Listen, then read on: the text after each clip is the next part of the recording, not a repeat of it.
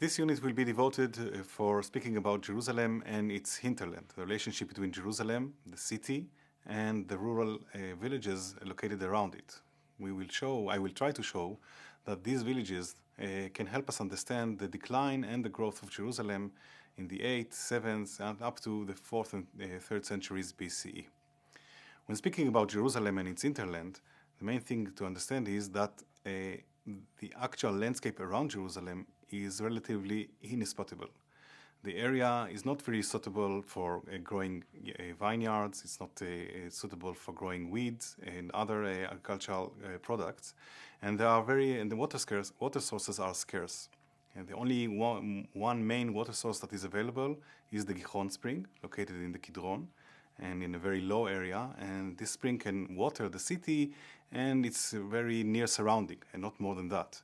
But if you speak about a landscape that can support thousands of people and even tens of thousands of people living in the area around Jerusalem, you need to imagine a wider area, more suitable for growing agricultural products and more accessible.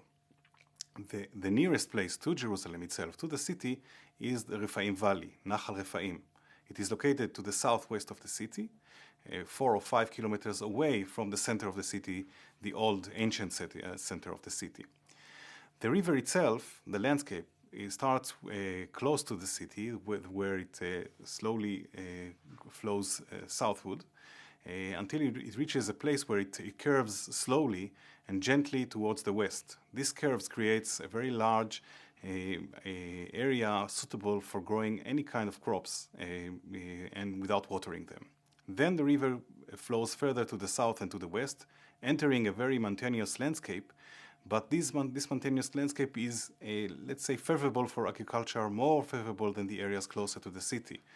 The slopes are moderate and can be terraced for growing all kind of horticulture. And the river itself, the riverbed, can be used for growing crops. And when you're close to the water spring, and there are a number of 3 or 4 water springs located along the river, these springs can be used for watering the agricultural more intensively. So it seems that Rephaim Valley is the breadbasket, the ancient breadbasket, economical basket of Jerusalem in ancient times. This kind of situation is mirrored when you look at maps from the 19th century. Now I'm speaking about 80.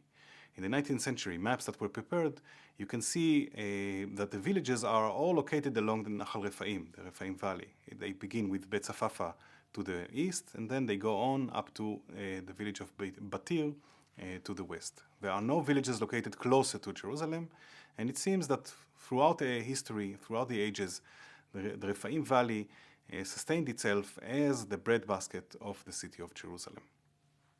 There is no way to imagine the existence of Jerusalem without its rural landscape and the area of the Rephaim Valley. This is especially true for the 8th and 7th centuries BCE. Before that, Jerusalem was a relatively small city with an area of 10 up to 15 hectares and restricted to the area of the city of David. In the 8th century, Jerusalem goes through a transition where it grows out of the ancient Tel and spreads out to an area of, some say 50, some say even 80 hectares. This is a very, very large area. And it means that Jerusalem is now not just a political center, it's also a center of population. And the city turns from a city of thousands of people into a city of tens and thousands of people. How can this transition go by without having an impact on the rural landscape? How can an area that sustains thousands before, and let's say the palace and the temple, now is sustaining not just the palace and the temple, it's sustaining also tens of thousands of people who concentrated into the city in a gradual process or in a very sudden process. It doesn't really matter. Not only that, Jerusalem is also in that period under the imperial yoke. It means that as the capital of Judah, it has to pay taxes to the Assyrians and then the Babylonians, and then the Persian empires. If we speak about the 8th and 7th centuries BCE, about the presence of the Assyrian Empire, there is no doubt that Judah and Jerusalem as its capital had to pay a lot of taxes. And if we add to that the fact that this is exactly the time that the palatial center at Ramat Rachel is let's say, even popping out or growing, we have to imagine another center that has to be sustained. And the question is, how come the same area that before that sustained thousands of people at the most and a moderate capital of a kingdom, now is sustaining tens of thousands of people, a very developed and highly stratified elite at the kingdom, like the king and the priests and so on, the taxes to the imperial yoke, and whoever ruled from the center at Ramat Rachel.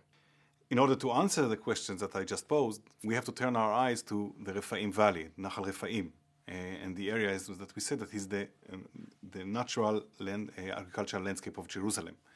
This area was never studied as kind of an initiative coming out of the academy to learn about the history of Jerusalem.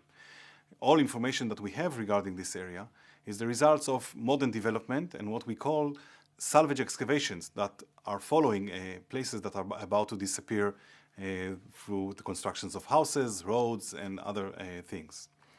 But because this area today, within the modern city of Jerusalem, we have a lot of information regarding periods of habitation in the river, along the river. And it seems that we see two main peaks of settlement along the valley. The first, the earlier one, is from the 2nd millennium BCE, the Middle Bronze Age. This is the first time that we see a lot of settlements. There are a few settlements before, but this is the first time that we see a large concentration of people living along the valley, conducting agriculture. Not surprisingly, this is also a period that we see Jerusalem as a very strong political stronghold. Jerusalem is not big in its size, there are not many people living there, but the political power expressed through the fortifications along the spring definitely speaks about the need of Jerusalem to support itself, and Nahal Rephaim mirrors that. When we move to the Iron Age, the picture is more complex. On the one hand, we do see let's say, existence of people along the valley. We see installations for making wine presses cutting into the rock in many places. There are now, we know of about 35 wine presses dating to the Iron Age located along the river. This is a large number. We also see a large, very seenable stone towers that are located along tumuli in Arabic, that are located on the peaks of the hills around Nahal Rephaim, and they were probably meant as kind of a symbol of the ownership of the land or something like that. We don't really know what they were used for, but they are spreading along and they are seen from everywhere, and it seems that they are speaking about the ability to show your control over the land.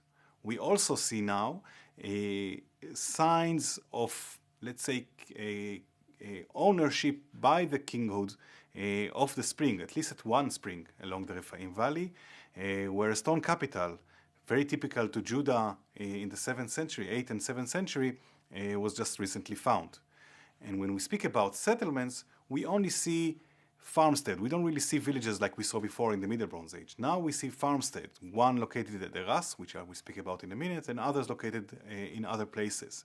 So there are not so many people living along the river, but there are many people working next to inside the river, and there is the presence of, let's say, royalty with the royal symbols that are expressed through the stone capital. When we try to understand the chronology of this settlement, it becomes a problem. Previous researchers have spoke about the 8th century as the beginning of the settlement, and it is not really clear whether it's true, and we also don't really know when were these settlements abandoned. This is why an excavations at Eras is so important. A site like Eras is a type site for farmsteads and places of habitations next to the river. When you dig in a place like Eras, you can come up with a better chronology and let's say a refined chronology of when exactly the settlement peak at the area of the river began and when did it end. We can also use our modern archaeological techniques in order to go into the economy of the site and ask ourselves, is the economy of the site, the people who are living at the site, is a specialized economy concentrated on one crop, or did they perform a more let's say, typical Mediterranean economy of a mixed economy of animals and vegetation. This can tell us about their relation with the city. This is why we are here now for our third year already, excavating the site. There were 2 previous excavations, and if you look at all the information that gathered, we know of at least 3 main buildings that existed and areas that are in between. The buildings, and we'll say something about the date more further on, are dated to the 7th century. In between the houses, the 3 buildings, we know of wine presses that are cut into the rock. We know of 1 olive press, also located in a court between the house. And we mainly understand now that the site is not really dated to one period. Its existence is of at least 300 or 400 years, where the site changes its shape and layout and changes maybe also its function. Chronologically, we are now understand very clearly that the site appears for the first time only at the 7th century and not, like previous researchers thought, the 8th century. This may sound, not very important. Why do you insist to say 7 and not 8th century BCE? But there is a lot of meaning to this understanding.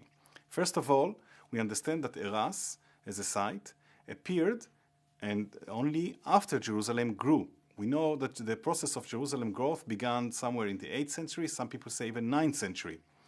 This means that, first of all, Jerusalem grew, and then places like Eras developed. Okay? So the picture is different than in the Middle Bronze Age, where the growth of Jerusalem is happening together with the growth of the rural landscape. If Jerusalem grew and then only spread its wings to look for agricultural landscape, we have to ask ourselves why. What was the reason that in the 7th century suddenly the Rephaim Valley wasn't needed? And the answer is the events taking place in 701 BCE. This is the time that King Sennacherib destroys the entire Shfela of Judah, the lowlands of Judah. When he destroys this lowland, he destroys not just the urban center of Lachish, he destroys also every single village that we know of, or township. This means that Judah, as a kingdom, lost its economical base in the lowlands. And following 701, needed desperately other agricultural landscape to be used in order to sustain the city.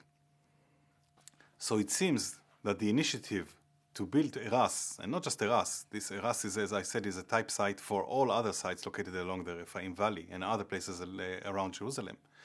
The initiative to build Eras is coming from the top as a kind of a royal initiative or royal enterprise, and not as families trying to slowly find their lives in the rural landscape. In 586, the site was probably either abandoned or destroyed. There is a shock, and we see that the site becomes smaller when it comes back to exist. We don't really know exactly what happened there during the the transition into the Babylonian period, but we do know for sure that in the Persian period, the sites already exist. The layout is a bit different. There are less buildings now, and the site is smaller, but we do have finds that puts us for sure in the Persian periods. These finds include pottery, typical to the Persian period.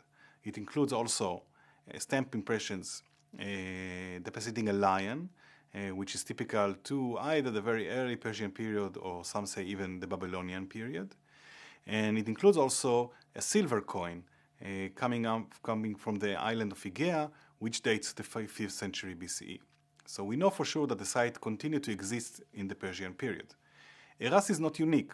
Other sites that were excavated along the Rephaim also show a similar picture. They exist in the Iron Age. We don't know exactly what happens in the transition to the Babylonian period, but they do continue to exist into the Persian period. Why is it when we look at the general picture, we feel that the Persian period wasn't really inhabited, the landscape of Jerusalem wasn't really inhabited? It seems that this is because of a methodological problem that modern research hold, and not so much because of ancient reality.